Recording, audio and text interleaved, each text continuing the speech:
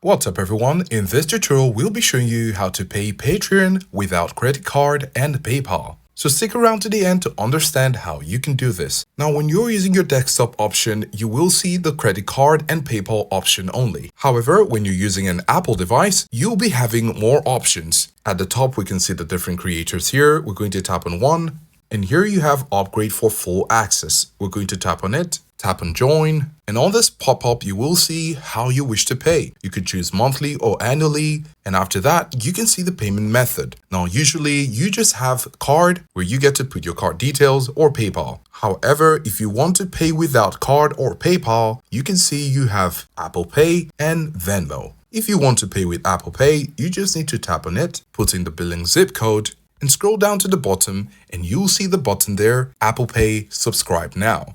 It has the Apple icon, and that's how you're sure that it's Apple Pay. If you want to use another method, you also have the Venmo option. When you tap on Venmo, you can scroll down again and you'll see that has been changed to Venmo. These are the two other ways in which to pay with Patreon without credit card and PayPal. Let us know if this was helpful, and thanks for watching.